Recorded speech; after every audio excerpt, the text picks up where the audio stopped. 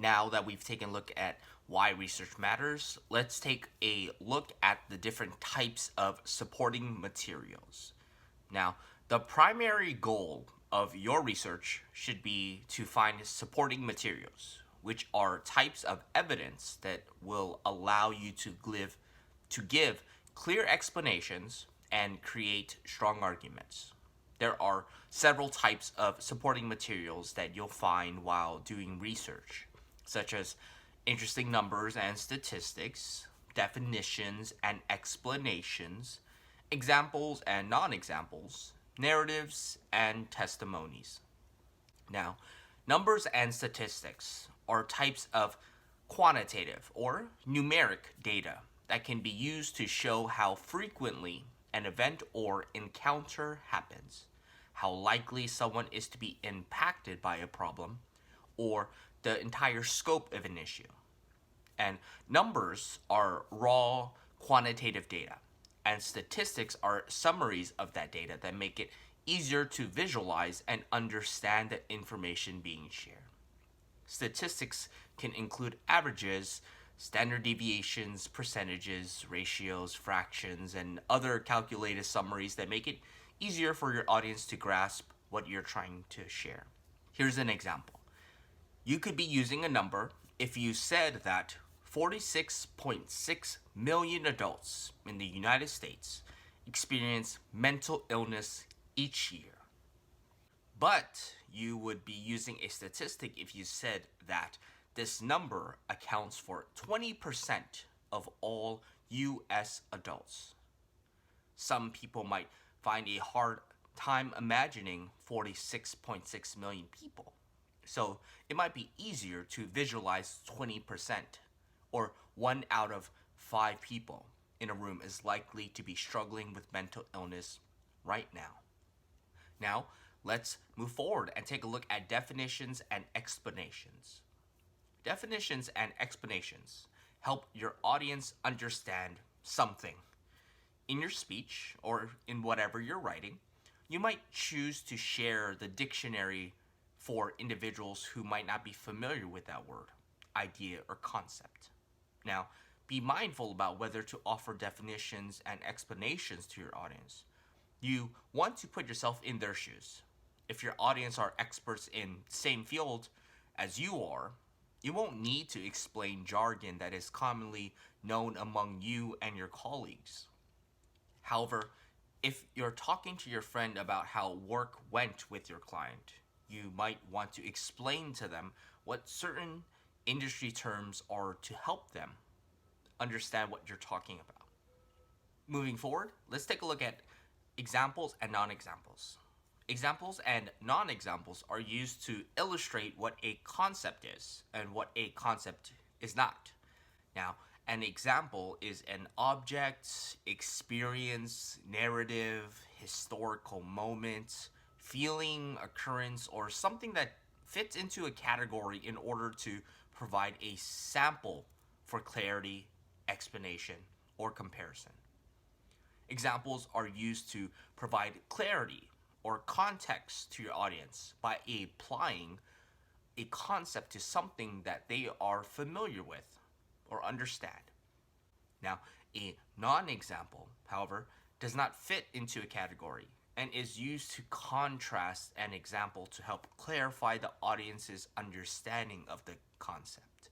For example, if your audience was confused about what events are classified as a natural disaster, you would use a tornado as an example, while a shed burning down from deep frying a turkey would be a non-example of a natural disaster. Definitions and explanations help to give your audience a basic understanding of an object, concept, place, process, event, or other construct. And definitions are a short summary of a meaning of a word. In your speech or in whatever you're writing, you might choose to share a denotative definition, which, as you learned, is the literal definition of a term that is likely to appear in the dictionary, or a connotative definition, which accounts for the meanings that are associated with the term in a particular context or in a way that has been used over time. And an explanation is a longer, detailed description of a term or idea that is intended to help the audience gain a more extensive understanding of the object, concept, place, or process or event. Now, let's take a look at hypothetical examples. Hypothetical examples are used to provide your audience with a possible scenario or occurrence that could happen if action is or is not taken. In an informative style presentation or speech or article, you might use a hypothetical example about a process when describing what happens if a step is missed and the possible associated consequences. For example, let's say you're giving a speech about making pizza dough. You may explain to the audience that if you skip the step in the recipe to let the dough properly rise, your pizza crust may come out dense and chewy. Or let's say you're doing a persuasive speech. You might use a hypothetical example to advocate for a particular policy or behavioral change. For example, in a speech about why you should use paper straws, you could say that the ocean will be filled with more plastic than fish in the next 50 years if we don't change our behaviors. Now that we've taken a look at hypothetical examples, let's take a look at narratives. Now, this is important. Narratives are stories or anecdotes that can be used to show how your topic has a significant impact on the lives of individuals or groups. If you use a narrative as a type of supporting material in a presentation, you generally want to keep the narrative short enough that it does not take up too much time in your presentation. But you need to share enough detail that the story holds together and rings true for your audience. Narratives help your audience imagine what it would be like to be impacted by your topic by hearing a personal story about how someone's life was impacted by the topic. Narratives help create an empathetic connection to the topic and work to move the audience to feel the urgency of the issue and to have a stronger emotional connection to the topic. For example, if you are giving a speech about the US embargo on Cuba, you might choose to tell a story about a young girl living in rural Cuba who can't get access to sanitary products and who must use rags instead of pads and tampons each month because of the high costs and limited supplies of goods on the island due to the embargo. This detailed narrative might be more impactful and humanizing to your audience than talking about the embargo has existed since 1960 and limits the supply in Cuba. Giving a personalized account of policy, practice law, or experience can help the audience to imagine themselves or a family member in that situation, and it may help them to understand or empathize more than a numerical representation. Now that we've taken a look at narratives, let's take a look at testimonies. Now, testimonies involves using the words of another person to support your point. For the testimony to be useful, the person should have experience and expertise with that particular topic or issue, but should not be in a position to gain anything by persuading someone else to change their attitudes, actions, or beliefs on a particular topic. There are two types of testimony. The first is expert testimony, which is sharing information that you obtain from someone who is an expert on your topic. Perhaps because they conduct research in that area, have extensive training or experience, or are in a social, political, or powerful position that gives them a high level of credibility when speaking about that specific subject.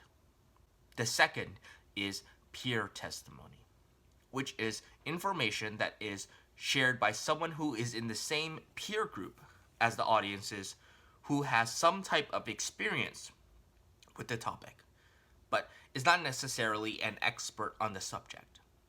Now, expert testimony can give detailed explanations and provide strong arguments about a subject, whereas peer testimony is most useful for sharing a sense of what others think or how others have been impacted by an issue.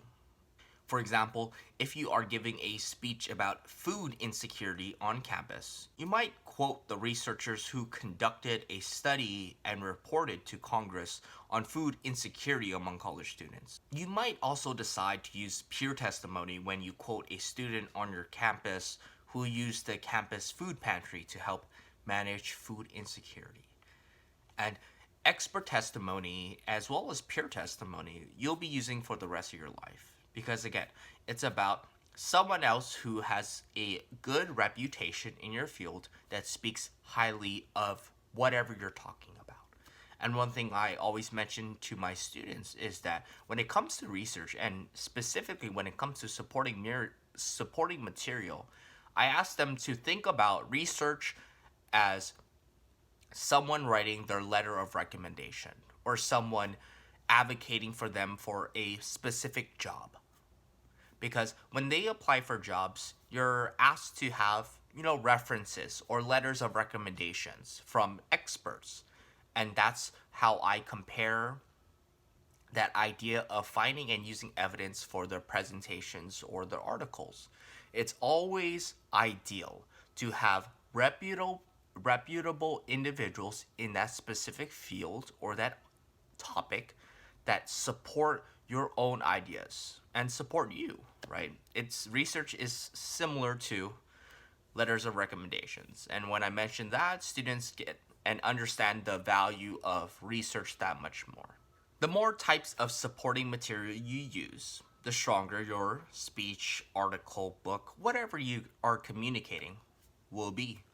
Some types of supporting materials will especially be useful for establishing logos, such as numbers and statistics, while others will help you build pathos, which are narratives, and ethos, which is testimony or credibility. When you use research materials and supportive materials all together, you are more likely to be effective in reaching your audience and having your desired impact.